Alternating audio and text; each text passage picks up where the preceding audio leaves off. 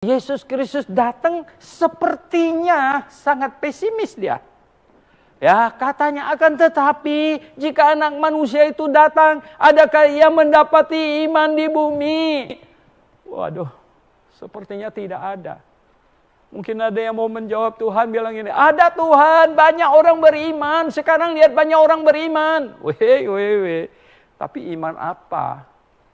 Tuhan mencari iman yang benar.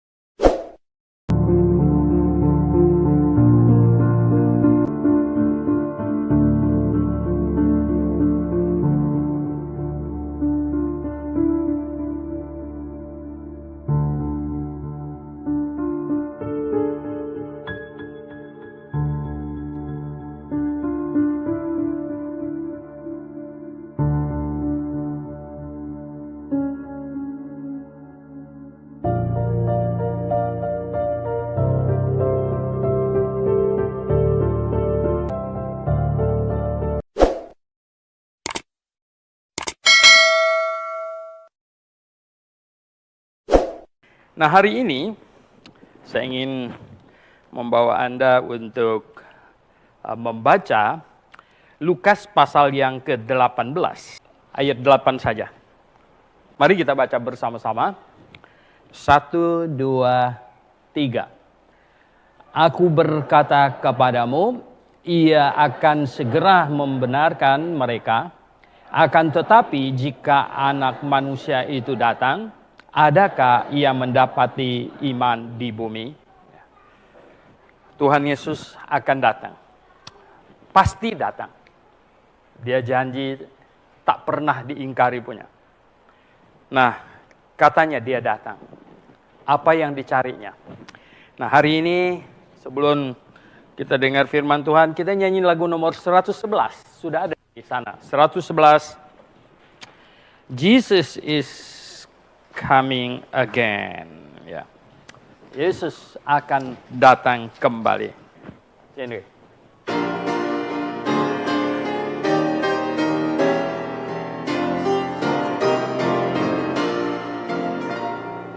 Marvelous message we bring, glorious carol we sing, wonderful word of the King. Jesus is coming again,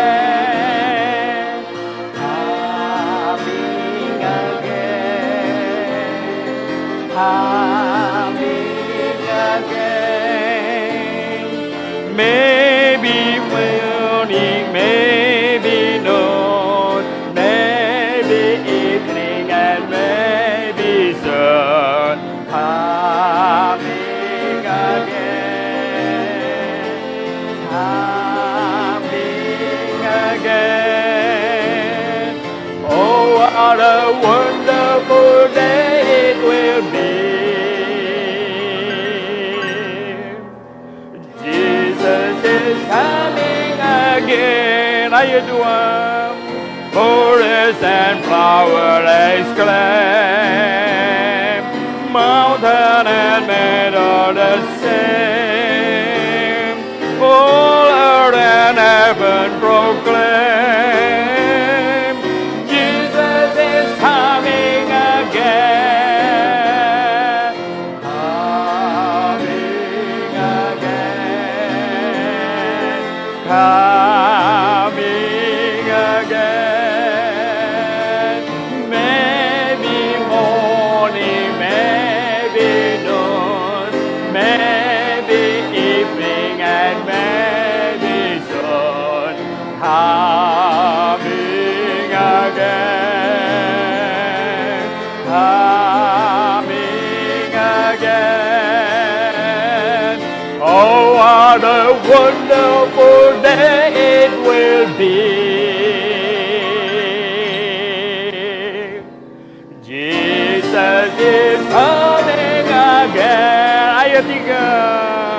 Standing before him at last, trial and trouble all past, crowned at his afraid we will come.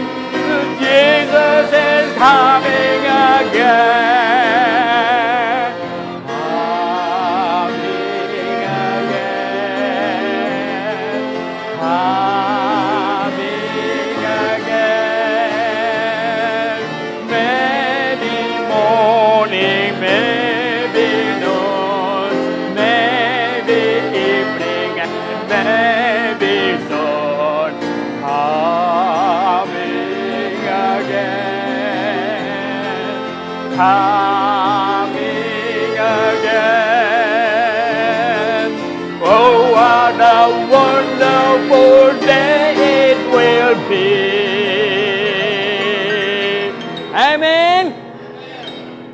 Jesus is coming again.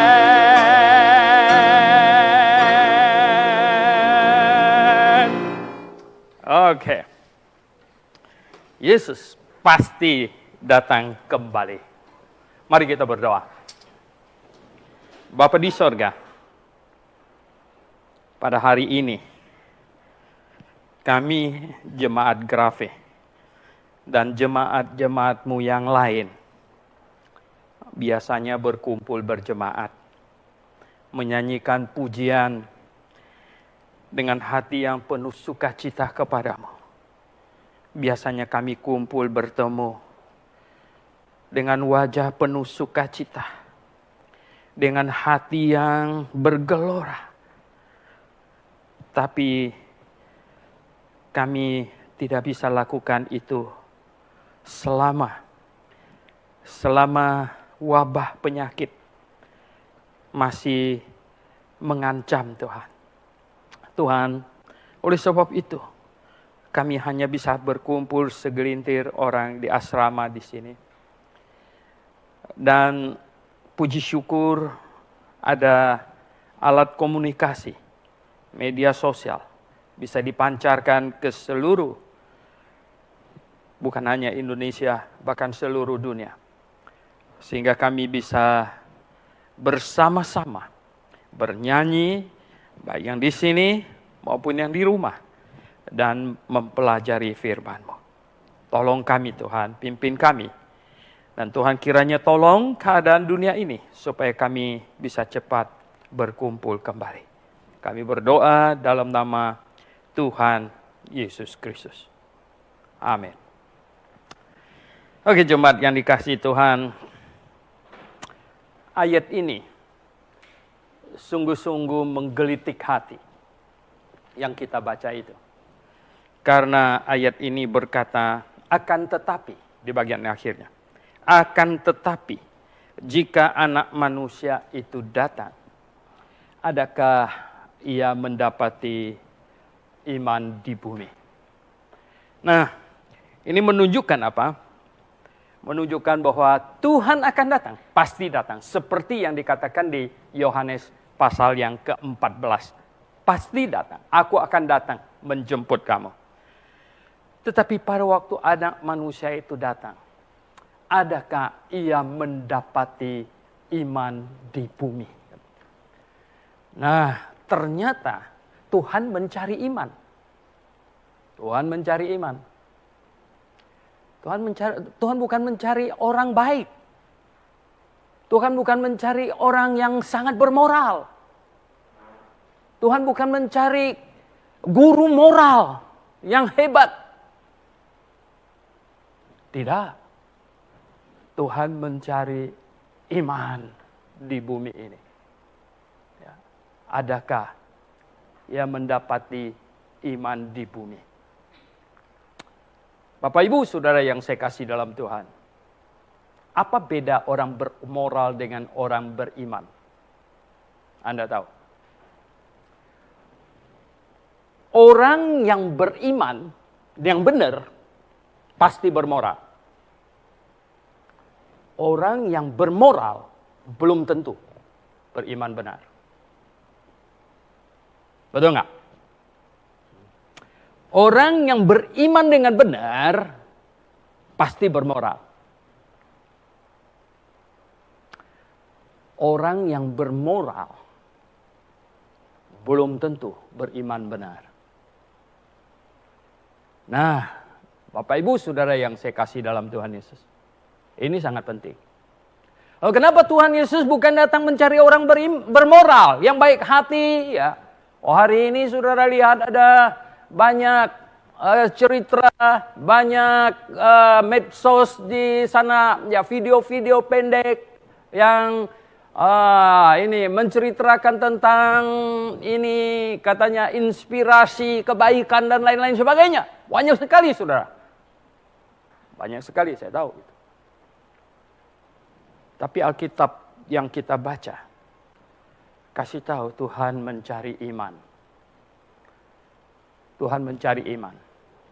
Tentu iman yang benar. Tentu iman yang benar. Mengapa?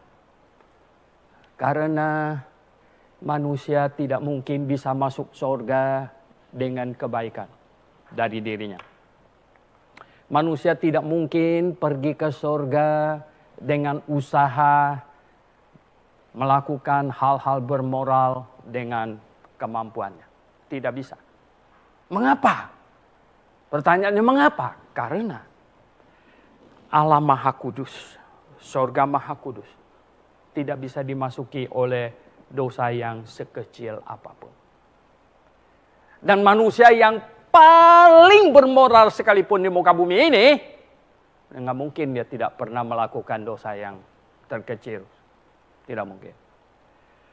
Dan dengan satu dosa itu sudah cukup ya, menghalanginya untuk menghampiri Allah yang maha benar, yang maha kudus. Sudah tidak mungkin bisa. Oleh sebab itu, dosa harus diselesaikan. Dosa harus diselesaikan. Dosa diselesaikan dengan cara apa? Dosa hanya dapat diselesaikan dengan satu cara. Dosa itu dihukum, baru selesai. Dosa harus dihukum, baru bisa selesai. Itulah sebabnya Adam dan Hawa jatuh dalam dosa. Mereka sudah berdosa, tidak bisa lagi kembali kepada Allah ketika tubuh mereka habis energinya dan harus mati. Kecuali dosanya diselesaikan, yaitu dihukumkan. Oleh sebab itu, Bapak Ibu Saudara yang saya kasih dalam Tuhan, Allah segera menjanjikan juru selamat. Dan sebelum juru selamat tiba, Allah suruh manusia melakukan ibadah simbolik yang menggambarkannya. Ambil seekor domba, taruh di atas mezbah, pegang kepalanya, mengaku salah dan menyesal. Itu namanya bertobat. Mengaku salah dan menyesal. Apa fungsi domba itu? Untuk menyelamatkan manusia? No. Tidak ada satu ekor pun domba yang berjasa menyelamatkan manusia. Tidak ada. Itu hanyalah simbol. Itu ibadah simbolik. Domba itu mensimbolkan Yesus. Sampai sekian ribu tahun kemudian Yohanes Pembaptis menunjuk Yesus berkata, lihatlah anak domba Allah yang menghapus dosa dunia. Dan kemudian dia tersalib di atas kayu salib. Itulah sebenarnya momen penyembelihan domba Allah yang sesungguhnya. Bapak Ibu Saudara yang saya kasih dalam Tuhan, ini disebut kabar baik. Ini disebut kabar baik. Kabar baik apa? Bahwa manusia berdosa ada harapan untuk masuk surga. Ada harapan. Tadinya tidak ada harapan. Wah, dari kecil saya mendengar bahwa kalau mati, ya orang Tionghoa mati masuk Jim Kian. Jim Kian itu, Jim itu artinya gelap. Turun ke alam gelap. Waduh, berapa gelap mana bisa kita bawa senter di sana. Gitu. Kadang-kadang ada orang mati, tahu nggak? Ya, mereka masukkan macam-macam barang ke dalamnya. Belum lama ini saya baru kubur lagi. Nah, ada yang tanya, ini mau dimasukkan nggak? Ini barang kesayangannya mau saya. Wah, kalau turun ke dunia yang gelap itu, mestinya bukan bawa emas, bawa apa? Bawa senter. Saudara yang saya kasih dalam Tuhan Yesus. No, tidak bisa. Tidak ada harapan, filosofinya masuk ke tempat yang gelap. Berapa gelap? Anda tahu ada berapa gelap? Oh, sungguh gelap. Ya. Nah, tidak ada harapan. Saya manusia tidak ada harapan. Harapannya ada ketika Yesus Kristus. Ketika Yesus Kristus dihukumkan di atas kayu salib menggantikan manusia. Dosa dari Adam sampai manusia terakhir ditaruh ke atas dirinya dan dijatuhi hukuman yang terberat. Yesus Kristus datang. Indah sekali saudara. Sebelum putus nyawanya dia berseru, sudah selesai katanya. Selesai. Oh saudara yang saya kasih dalam Tuhan Yesus. Kabar baik. Ya. Kemana-mana kita kasih tahu orang kabar baik. Ya. Injil itu artinya kabar baik. Kabar baik. Ya. Kalau kita ketok rumah orang, dia keluar, Pak, kami mau beritakan Injil. Wah, mungkin dia mau marah, mau usir. Ya. Tapi kalau kau ketok pintu, bilang, dia buka, ada apa? Saya ada bawa kabar baik untuk Bapak. Kabar baik apa? Wah, ya loh. Kalau dapat sumbangan, ya loh, ya enggak, sepeda dari presiden, ya loh, atau sumbangan apa begitu yang jauh lebih mahal dari itu lagi untuk bapaknya, waduh, masuk katanya, waduh, ya loh, masuknya sampai berpuluh-puluh kali. Saudara yang saya kasih dalam Tuhan. Tapi kalau kita bilang mau beritakan Injil, dia mau marah dulu. Padahal Injil itu artinya apa? Kabar baik. Injil itu artinya kabar baik. Kabar baik apa? Manusia yang tidak punya harapan untuk masuk surga. Kabar baiknya sekarang ada harapan. Dan lagi, nggak pakai bayar. Nggak pakai macam-macam, bahkan nggak pakai isi formulir. Pakai apa? Pakai kerendahan hati. Pakai kerendahan hati. Hanya perlu merendahkan hati. Merendahkan hati apa? Mengaku saya orang berdosa. Kalau orang tidak berdosa, perlu juru selamat tidak? Tidak. Kalau orang tidak sakit, perlu dokter tidak? Tuhan Yesus pernah berkata, aku datang katanya, untuk orang berdosa. Orang yang tidak sakit tidak perlu dokter. Maka itu kalau pertama kali orang datang ke dokter tanya, ada apa? Sakit dok, di sini, nggak enak. Terus, ngaku dia sakit. Kalau yang datang ke dokter, ada apa? Enggak, cuma mau lihat kantornya aja. Waduh. Ya enggak? Dokter ini bilang, ada apa? Tanya sama yang tanya tuh. Dia sebenarnya sakit. Sakit apa? Yang begini ini. Waduh. Wah, dikasih tanda yang begini gitu. Kenapa? Dia bilang dia nggak sakit, cuma mau lihat kantor dokternya aja. Aduh, yang macam begini. Kalau dokter umum, pasti dia akan bisik sama yang bawa. Salah. Ya. Saya bukan psikiater. Ini dibawa ke teman saya. Ya. Namanya hampir sama dengan saya. You salah. Saudara yang saya kasih dalam Tuhan. Ya. Maka itu orang yang datang kepada Tuhan, datang kepada Juru Selamat. Nomor satu ngaku saya orang berdosa. Cuman itu saja. Oh saudara yang saya kasih dalam Tuhan. Tapi manusia itu begitu sulit untuk mengaku diri orang berdosa. Mulutnya seperti terkunci. Orang, saya orang, nggak mau ngomong saya orang apa? Berdosa, Tuhan. Baru tadi pagi saya ada orang pes lagi itu, film pendek yang satu bapak dengan dua orang putrinya itu. Yang say sorry katanya ya. Bapaknya ngajar kepada adiknya yang kecil itu. Ya yang kecil itu dia bikin salah sama kakaknya. Dia bilang say sorry. Sampai dia duduk di lantai gini. No, say sorry. Okay, say sorry katanya. Sorry bilang kakaknya. Kemudian ada satu orang perempuan besar. sodok dia. Gitu. Dia bilang bapaknya, dia nggak say sorry. Bapaknya sampai pergi ke ini kasir di sana. Dia bilang, ini orang ya, dia ini kena anak saya, tapi dia nggak mau say sorry. Sampai dipanggil satpam segala macam. Gitu. Wah, itu perempuan galak sekali. Why should I say sorry? Wah, kenapa saya harus bilang sorry? No, kamu bikin salah sama orang, kamu harus bilang apa? Sorry, minta maaf. Wah, sampai polisi datang, tangannya diborgol. Gitu. Ternyata manusia, kesombongan manusia di dalam hati ini yang menyebabkan begitu sulitnya berkata bahwa saya orang berdosa, Tuhan. Saya bisa masuk neraka, saya tahu saya akan masuk neraka, saya orang berdosa. Berkata begitu. Dan berterima kasih kepada Tuhan Yesus.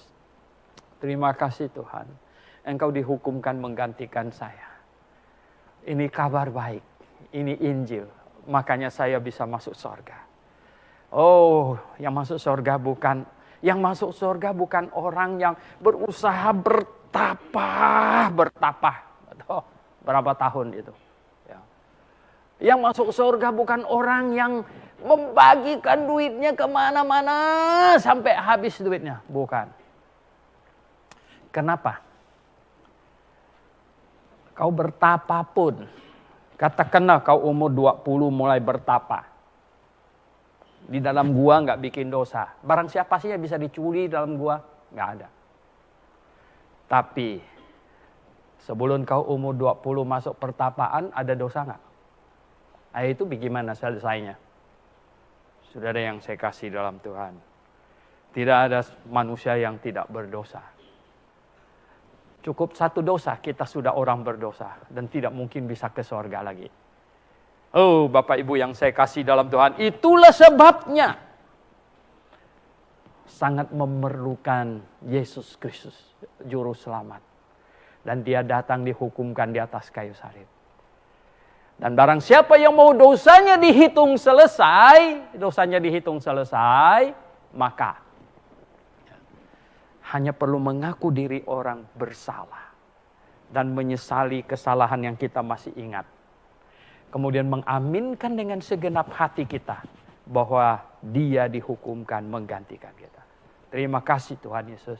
Engkau dihukumkan menggantikan saya. Semua dosa saya selesai. Engkau telah menggantikan saya. Oh Bapak Ibu, saudara yang saya kasih dalam Tuhan Yesus. Inilah namanya Injil yang benar. Inilah namanya Injil yang benar. Beriman kepada Injil yang benar. Beriman itu apa? Percaya. Percaya tentang kabar baik dari Allah. Kabar baik dari Allah. Bahwa Yesus Kristus sudah dihukumkan menggantikan saya. Ini kabar baik. Percaya itu. Nah saudara yang saya kasih dalam Tuhan. Iman yang demikian inilah yang dicari oleh Tuhan Yesus. Yang dicari oleh Tuhan Yesus. Iman yang mempercayai bahwa kedatangannya ke dalam dunia dan pengorbanannya di atas kayu salib itu menggantikan dia. Saudara yang saya kasih dalam Tuhan Yesus, saya tidak bisa tolong istri saya, tidak bisa tolong anak saya, ini juga tidak bisa tolong saya. Tidak bisa, kau tak bisa tolong orang tua kamu yang di kampung, semua tidak bisa. Kenapa? Karena masing-masing harus beriman, masing-masing harus mengakui dirinya orang berdosa, masing-masing harus percaya bahwa Yesus sudah dihukumkan menggantikannya. Ini iman masing-masing. Ini masing-masing. Oleh sebab itu saudara yang saya kasih dalam Tuhan. Kita bisa ajak orang pergi ke surga, bawa dia usaha, bawa dia pergi ke surga. Ya kasih tahu dia kabar baik ini. Tapi tidak bisa paksa dia masuk surga. Tidak bisa. Kita ceritakan, kita kasih tahu. Dengan segala kelembutan. Dengan segala usaha. Mohon. Supaya bisa sama-sama pergi ke surga. Hanya bisa begitu. Kita tidak bisa paksa orang ke surga. Kalau dia tidak mau percaya. Oleh sebab itu kita hanya bisa sambil berdoa. dan menyampaikan kepadanya kabar baik. Supaya dia bisa mengimani dengan hatinya. Nah, Bapak Ibu Saudara yang saya kasih dalam Tuhan Yesus Kristus. Apakah sudah memiliki iman ini atau belum? Nah, ini penting. Apakah sudah atau belum? Iman yang sangat sederhana. Yaitu mengimani bahwa Yesus Kristus datang di atas kayu salib. Yesus Kristus yang dinubuatkan di dalam seluruh kitab perjanjian lama. Dihukumkan di atas kayu salib di Golgota. Bersama 2 orang penjahat saat itu. Disitulah dia menanggung semua dosaku. Disitulah dia menggantikan aku. Iman ini yang Tuhan Yesus cari. Yaitu mengimani bahwa dia telah menyelesaikan semua jalan ke sorga bagi kita. Iman ini. Iman bukan mempercayai ada Allah. Banyak orang percaya ada Allah. Mereka teriak-teriak setiap hari ada Allah. Iman bukan percaya bahwa Yesus Kristus anak Allah. Bukan itu. Iblis tahu dia anak Allah. Iblis gemetar. Ketakutan. Mohon-mohon supaya tidak segera disuruh ke neraka. Bukan itu. Iman apa? Iman bahwa Yesus Kristus dihukumkan di atas kayu salib. Menggantikan. Personal, pribadi. Yesus dihukumkan di atas kayu salib. Menggantikan saya. Saya orang berdosa yang harus dihukum. Tapi dia dihukumkan menggantikan saya. Iman ini. Iman ini. Banyak orang tanya sama saya, Pak. Nah, kalau mereka yang hidup di perjanjian lama belum ada Yesus mati di atas kayu salib bagaimana? Mereka percaya kepada juru selamat yang akan datang. Menyembelih domba di atas mezbah itu adalah menandakan bahwa mereka percaya kepada janji Allah akan kirim juru selamat. Dan juru selamat akan datang dan akan disembelih seperti seekor domba itu. Jadi orang-orang perjanjian lama percaya kepada juru selamat yang akan datang. Dan kita yang hidup sesudah penyaliban Yesus Kristus, kita percaya kepada juru selamat yang sudah datang. Mereka percaya juru selamat yang akan datang, kita percaya juru selamat yang sudah datang. Tidak ada satu manusia pun akan masuk surga tanpa percaya kepada Tuhan Yesus. Ini Injil yang benar. Ini Injil yang benar. Tidak ada orang bisa masuk surga dengan kesempurnaan dirinya. Tidak ada. Tidak ada orang yang bisa sempurna. Tidak ada. Bagaimana bisa sempurna? Pikiran kita itu kadang-kadang susah dikontrol. Walaupun tangan dan kaki bisa dikontrol, pikiran susah dikontrol. Betul nggak? Pikiran susah dikontrol. Kalau siang hari banyak pikir yang kacau-kacau, malamnya mimpi. Nanti mimpi yang kacau-kacau. Itu dia. Nggak bisa. Kita tidak bisa sempurna karena satu biji dosa saja kita sudah tidak bisa masuk surga. Bagaimana saya bisa sempurna? Nggak mungkin. Oleh sebab itulah saya bersyukur bahwa Yesus Kristus menanggung semua dosa saya. Dan saya ada di dalam Dia. Saya menjadi orang kudus di hadapan Allah Bapa. Ini yang indah. Ini yang namanya kabar baik. Injil. Oke. Kita kembali ke nats kita. Lalu, mengapa yang kita baca itu, Yesus Kristus datang sepertinya sangat pesimis dia. Ya, katanya akan tetapi jika anak manusia itu datang, adakah ia mendapati iman di bumi? Akan tetapi jika anak manusia datang, akankah dia mendapati iman di bumi? Waduh, sepertinya tidak ada. Mungkin ada yang mau menjawab, Tuhan bilang ini, ada Tuhan, banyak orang beriman. Sekarang lihat banyak orang beriman. Tapi iman apa? Tuhan mencari iman yang benar. Tuhan mencari iman yang benar. Wah, dunia yang begitu luas. Kita bisa lihat melalui televisi, YouTube, dan lain sebagainya. Orang menyembah yang aneh-aneh aja ada. Menyembah aneh-aneh. Saudara. Ya. Dari menyembah sapi sampai ke tai sapinya. Nah, ya enggak? Menyembah monyet sampai menyembah tikus. Menyembah dinding sampai menyembah entah apa, pohon gitu. Menyembah apa saja. Itu bukan iman yang benar. Tuhan mencari iman yang benar. Tuhan mencari iman yang benar. Nah, ini yang kelihatannya Tuhan bilang, akan tetapi jika anak manusia datang, adakah ia mendapati iman di bumi? Maksudnya iman yang benar, Bung. Gitu. Maksudnya bukan iman sembarangan iman. Iman yang benar. Lah, iman yang benar dia namanya. Iman yang benar mana? Oh, iman yang benar. Itu adalah iman yang benar, adalah yang sesuai yang dikehendaki oleh Allah. Oh iya benar lah Pak. Ya. Nah Allah berfirman, firmannya di mana supaya kita tahu iman kita sudah benar apa belum. Sebenarnya itu yang penting. Saudara yang saya kasih dalam Tuhan Yesus. Oleh sebab itu saya katakan kepada Anda, tidak bisa tidak. Kalau kita bahas ke sana kemari, ya toh, ujung-ujungnya akan kembali ke kitab manakah di muka bumi ini yang sungguh-sungguh adalah firman Allah. Kitab mana? Karena kalau kau salah berpatokan pada kitab yang salah, celakalah. Celakalah kamu. Alkitab satu-satunya firman Allah. Saya sudah selidiki. Saya sudah baca. Kitab-kitab yang lain saya juga baca. Saya sudah baca. Ya. Cuman satu-satunya kitab ini saja. Satu-satunya Alkitab. Yang tidak ada salah.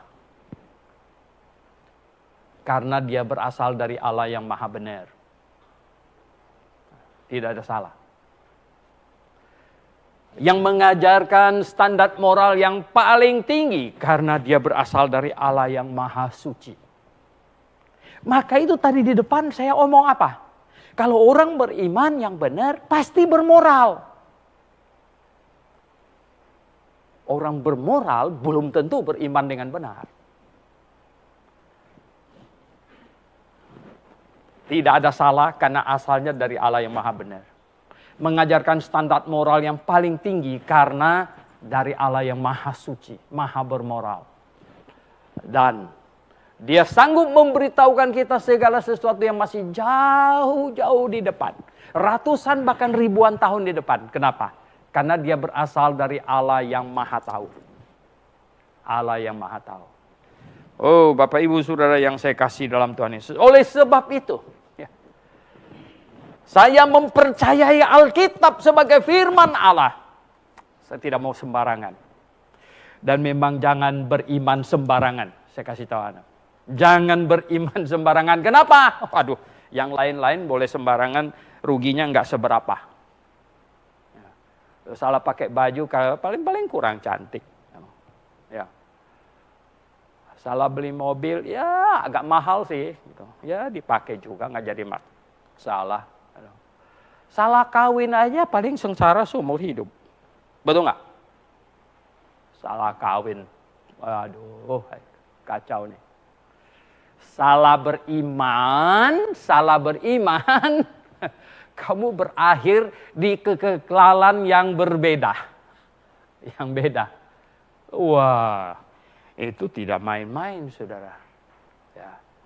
Hidup kekal dalam kebahagiaan bersama Tuhan menikmati kemuliaannya. Atau kekal dalam penderitaan dan kesengsaraan di api neraka.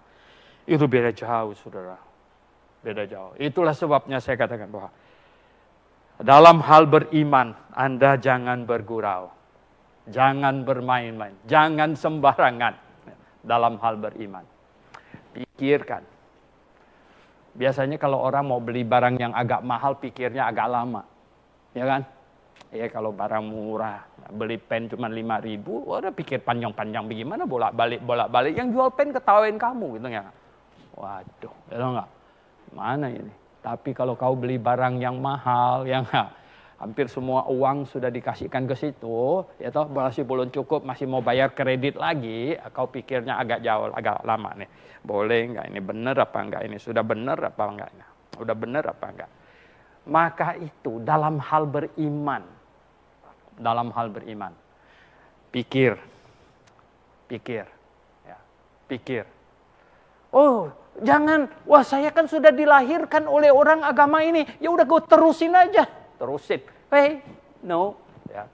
Kalau kamu belum akil balik, belum bisa membedakan.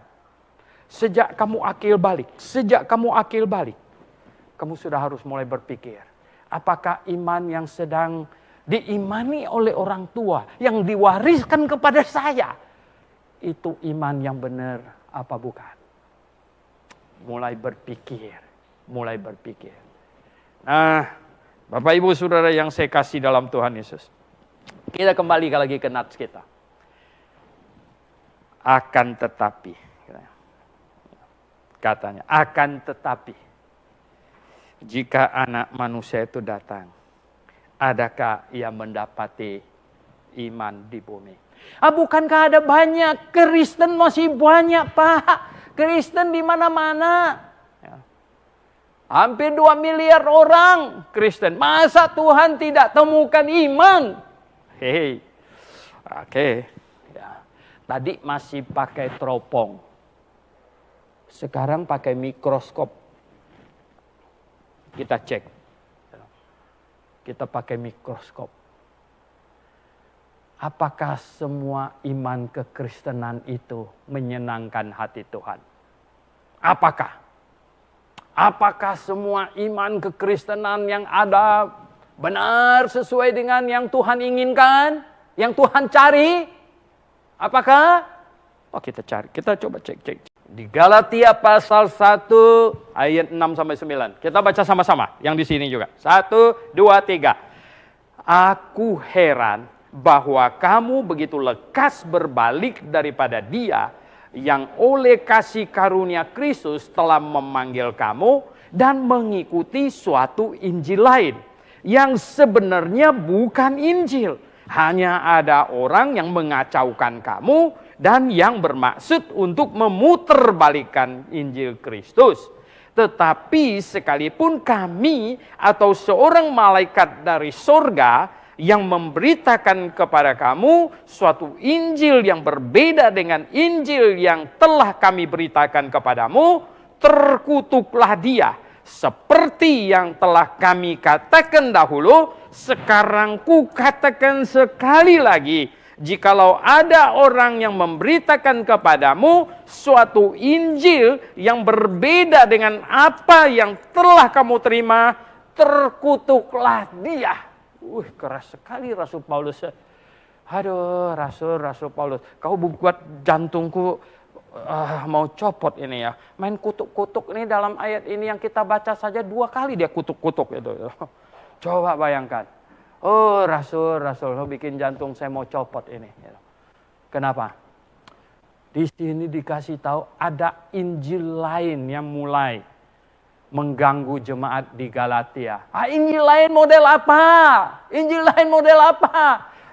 Kalau kita baca terus di Galatia, adalah apa?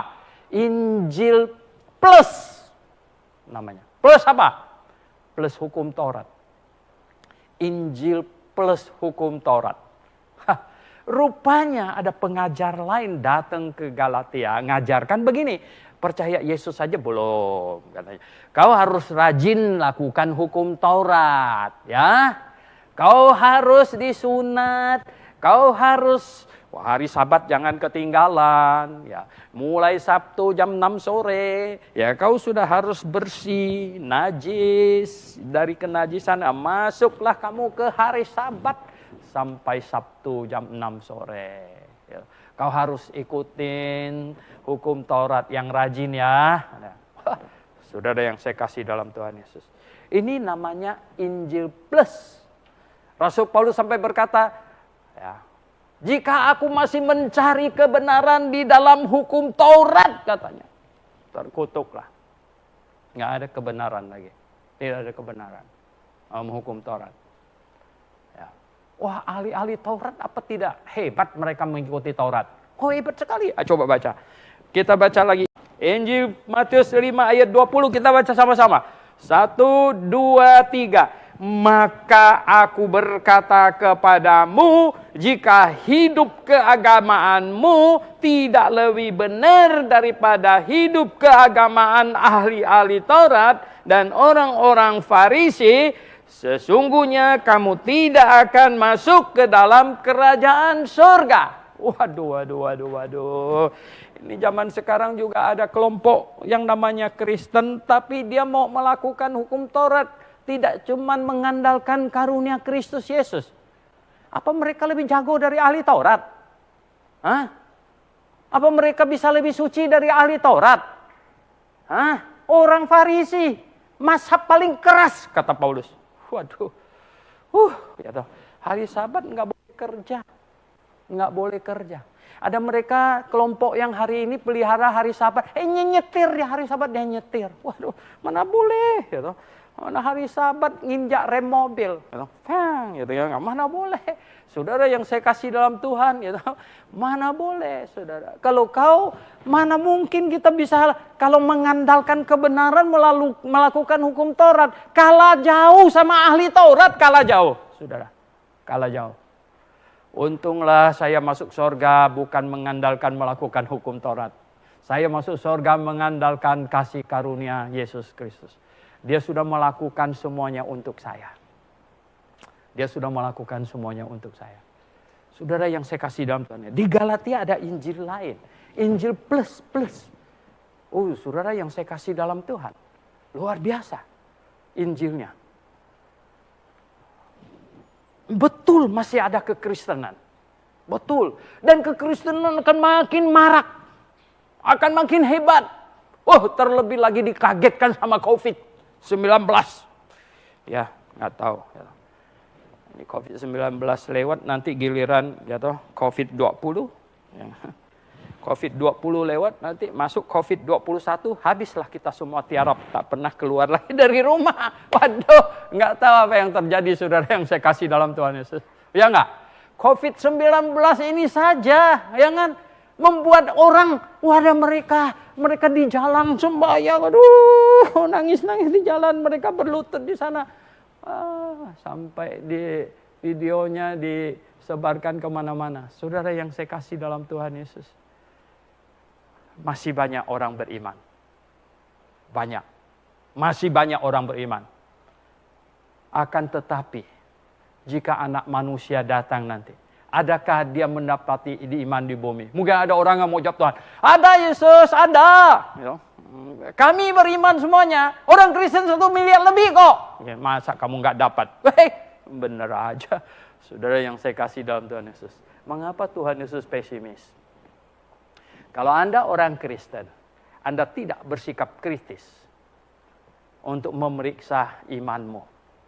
Apakah imanmu sudah benar atau tidak? Ya, Anda kurang pintar, bukan bodoh. Saudara yang saya kasih dalam Tuhan Yesus. Ya. Oleh sebab itu, saudara, dengan adanya ayat-ayat yang seperti ini, ya, bagi orang berhikmat, ini adalah alarm. Ya. Ini seharusnya mengingatkan. Ini harus membuat kita periksa. Apakah iman saya sudah benar atau belum? Iman benar atau tidak, itu tergantung pengajaran. Pengajaran. Yesus yang apa yang kamu percayai? Tadi Injil yang lain. Injil yang lain karena Yesusnya lain. Yesusnya lain. Oh, saudara yang saya kasih dalam Tuhan Yesus.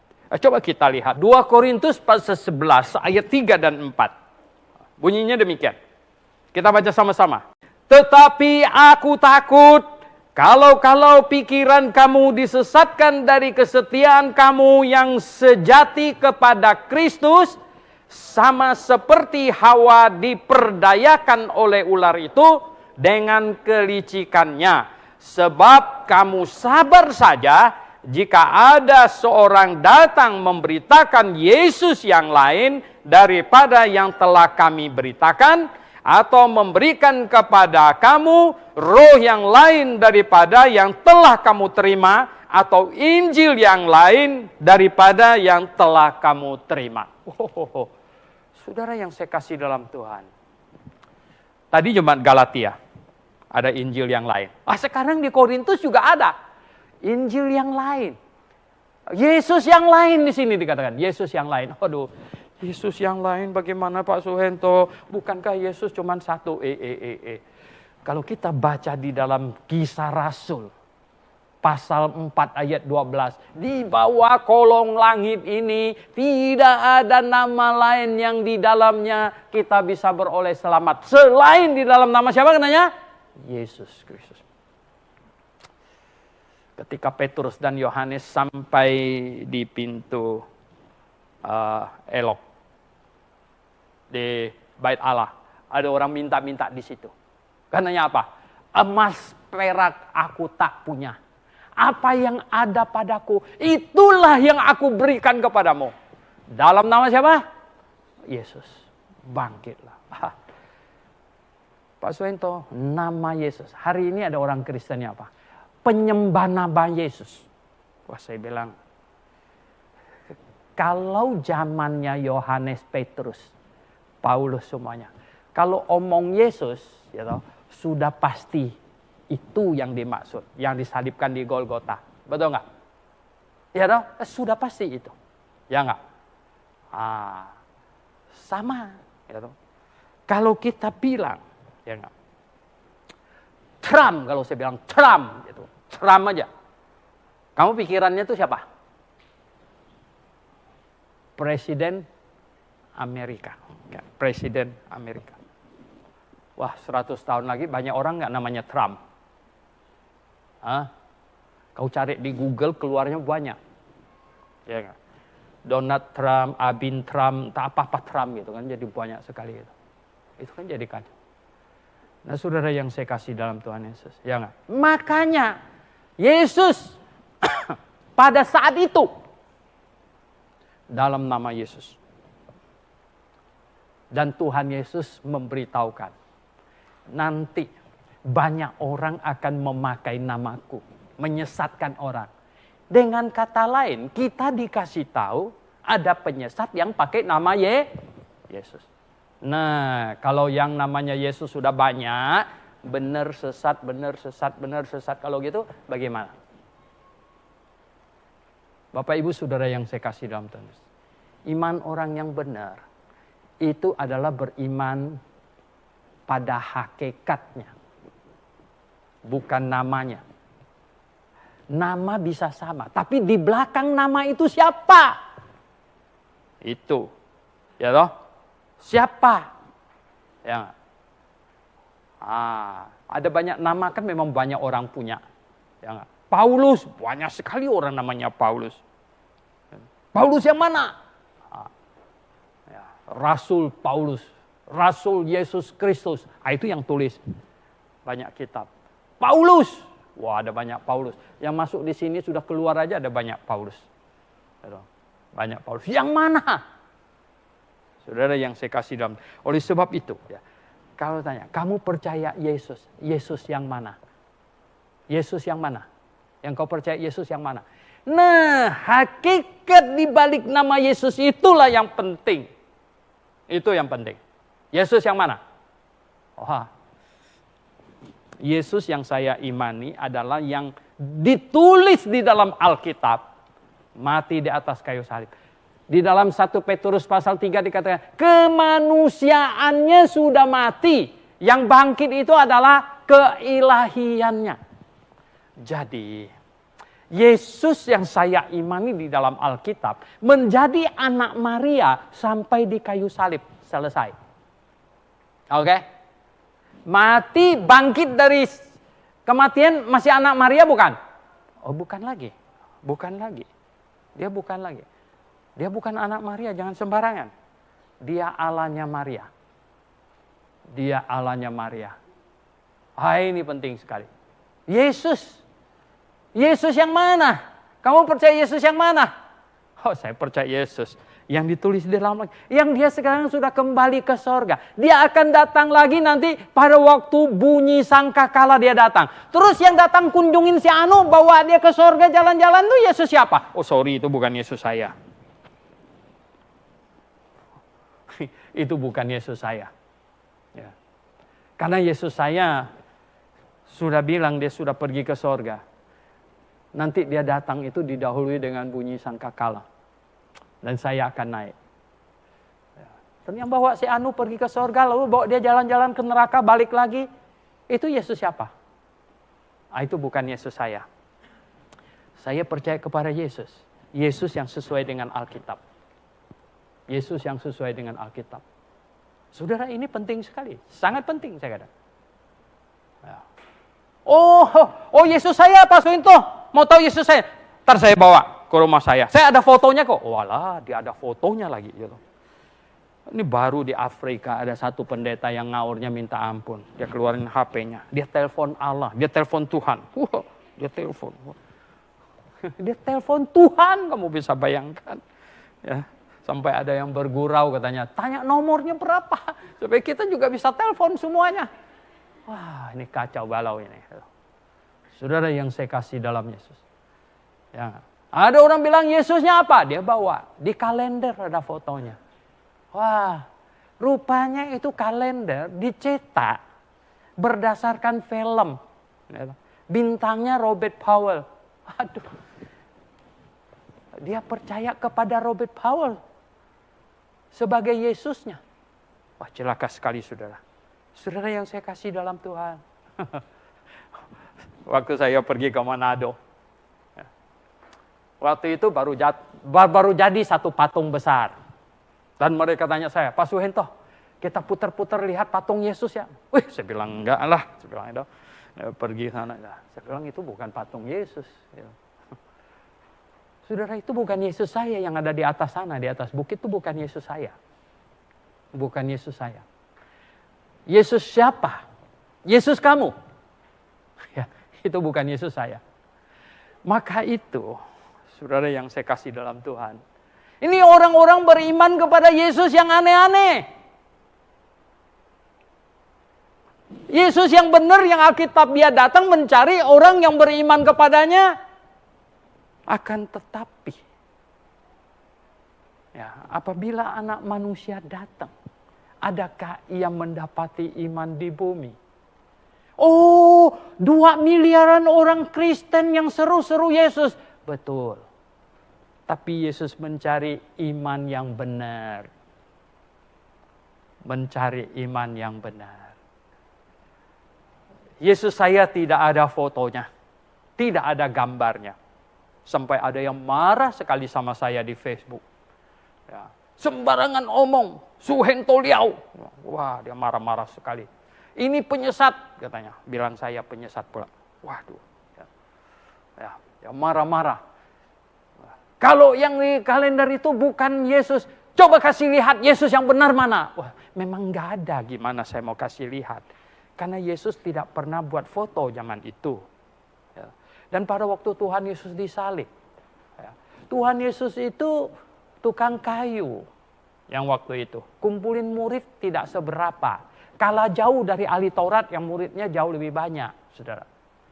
Ya enggak? Siapa yang mau lukis tukang kayu? Enggak ada. Gitu. Enggak ada. Dan dia enggak mampu bayar nanti lukisnya. Saudara. Lagi pula. Ya, habis itu Yesus disalib. Disalib sebagai apa tau nggak? Penjahat. Kalau yang dihukum disalib itu bukan penjahat tanggung-tanggung loh, itu penjahat yang besar itu. Makanya sampai disalib. Lalu siapa mau lukis penjahat besar? Siapa mau lukis? Habis-habisin cat aja. Maka itu tidak ada gambar Yesus. Gambar-gambar yang ada beredar itu muncul setelah abad keempat. Dan jelas yang lukis itu tidak pernah tahu mukanya seperti apa. Sembarangan. Lalu orang mengimani itu Tuhannya. Wow, celakalah. Oh, Bapak Ibu Saudara yang saya kasih dalam Tuhan Yesus. Saya beriman kepada Yesus yang sesuai dengan Alkitab. Persis sesuai dengan Alkitab. Tidak ada gambarnya? Iya. Tidak ada fotonya? Iya. Sesuai dengan yang digambarkan Alkitab. Tidak boleh menyimpang. Tidak boleh menyimpang. Nah, itulah sebabnya Bapak Ibu Saudara yang saya kasih dalam Tuhan Yesus. Ada iman nggak di muka bumi ini? Menurut pemandangan manusia ada nggak? Oh, ada. Orang-orang beriman. Imannya membuat dia bertapah sampai kurus sekali. Ada pemimpinnya gemuk sekali.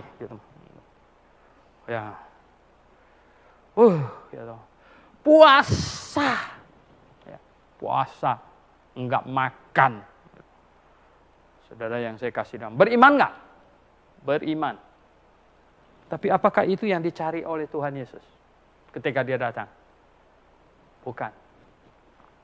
Iman yang benar yang dia maksud. Oh, Pak Suhento, kekristenannya rame.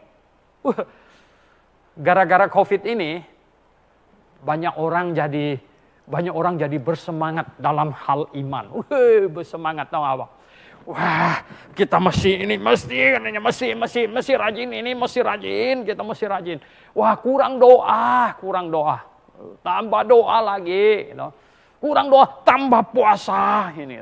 Wah, Tuhan mau datang, Pak Suhento, Tuhan mau datang, betul nggak? Betul, saya bilang Tuhan mau datang. Kalau gitu kita harus sangat beriman, Pak. Kita, ini hari Senin malam jam 9 tepat, seluruh Indonesia berdoa rame-rame serentak. Walah, saya bilang, mau demo Tuhan. Wih, wah, ini kacau-kacau lagi, ya nggak? Demo Tuhan. Wah, no. Bukan iman yang salah yang Tuhan ingin cari. Justru iman yang benar. Iman yang benar. Bapak Ibu Saudara sekalian yang di rumah. Yesus yang salah. Kalau diimani, imannya salah. Injil yang salah. Diimani dengan sekuat tenaga, segenap hati. Tapi Injilnya salah. Tulus. Banyak orang baca Filipi, mereka bingung dengan pernyataan Tuhan Yesus. Katanya sekalipun orang memberitakan Injil dengan dengki, aku senang karena mereka tetap memberitakan Injil. Nah kan Pak Suhento, ya kalau orang beritakan Injil kita nggak boleh nggak senang, kita senang aja katanya. Wah. Saya bilang gini. Coba. Hatinya tulus, Injilnya salah. Ya, hatinya tulus, Injilnya salah. Atau ya, hatinya iri, Injilnya benar. Oke, coba ulang ya. Hatinya tulus, Injilnya salah. Hatinya nggak beres, iri, dengki, Injilnya benar. Yang mana yang masih menyelamatkan orang? Yang mana yang masih menyelamatkan orang? Ya. Injilnya yang benar. Betul nggak?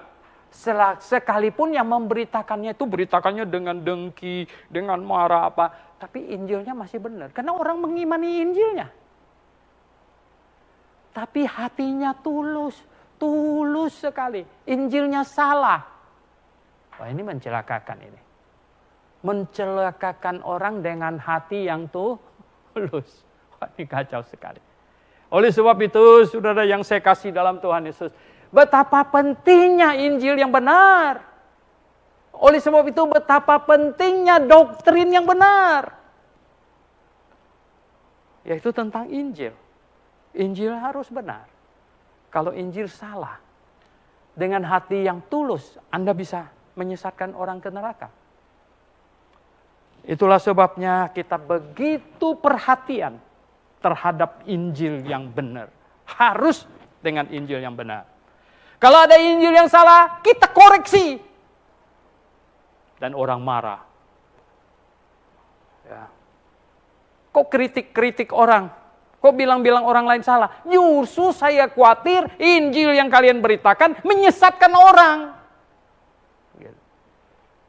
Menyesatkan orang. Makanya diperbaiki.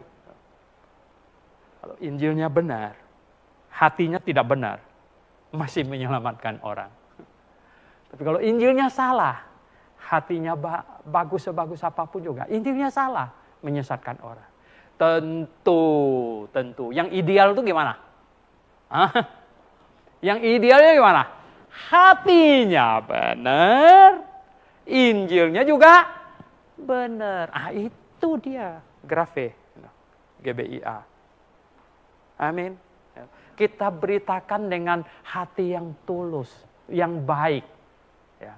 Dengan senyuman, tapi tegas. Tegas. Ya. Dengan hati yang tulus. Dan Injil harus benar. Saudara yang saya kasih dalam Tuhan Yesus. Nah, dengan yang demikian inilah kita terus berjuang. Terus berjuang. Kita berjuang. Mahasiswa berjuang. Makin hari makin banyak orang yang terganggu akal budinya. Mungkin akan benci kamu. Tapi tidak apa-apa. Ketulusan hati kita dinilai oleh Tuhan. Ya, ketulusan hati kita dinilai oleh Tuhan. Dan kita mau memberitakan Injil yang benar. Injil yang benar. Dan harapan kita dan harapan Tuhan, orang-orang yang sudah mengerti Injil yang benar di seluruh Indonesia bahkan seluruh dunia, bersama-sama kita, bersama-sama memberitakan Injil yang benar, supaya banyak iman yang benar. Dan ketika Tuhan datang, dia mendapati masih ada iman yang benar di muka bumi. Melalui media sosial, internet, ternyata kebaktian kita ini bukan hanya bisa diikutin di Sunter, bahkan di setiap kota, bahkan di seluruh dunia, bahkan ini bisa ditonton ulang. Bapak Ibu yang saya kasih di dalam Tuhan Yesus Kristus, dimanapun Anda berada, saya ingin katakan kepada Anda, apa yang Tuhan Yesus sampaikan, ini seharusnya menggedor hati kita. Yang katanya apa? Jika anak manusia itu datang, adakah ia mendapati iman di bumi? Maksudnya, iman yang benar. Iman yang benar. Marilah kita concern, marilah kita perhatian, marilah kita menjadi orang Kristen yang kritis. Cek, apakah kita sudah beriman pada iman yang benar atau belum? Kalau belum, kita harus beriman yang benar. Dan tentu dengan hati yang tulus juga. Mari kita berdoa. Jemaat yang di sini maupun yang di rumah masing-masing, kita tundukkan kepala. Mari kita merenung. Kalau Anda sudah mengimani iman yang benar, pengajaran yang benar, Injil yang benar, Yesus yang benar, bersyukurlah kepada Tuhan, mengucap syukurlah. Dan kiranya Anda mempunyai beban, kiranya Anda mempunyai beban untuk memberitakan Injil yang benar, Yesus yang benar, supaya Yesus Kristus datang, dia mendapati betul-betul ada iman yang benar di bumi ini. Bukan iman yang kacau balau. Bukan iman yang sembarangan. Bukan iman yang asal-asalan. Bukan iman yang menyimpang dari Alkitab. Tapi iman yang benar dia dapatkan. Karena kita memberitakannya. Bapa di surga, terima kasih. Pimpin kami Tuhan, pimpin kami. Supaya kami beriman dengan benar. Semua kami Tuhan, yang mendengarkan firman Tuhan ini, dimanapun kami semua berada. Dalam nama Tuhan Yesus Kristus, kami berdoa. Amin.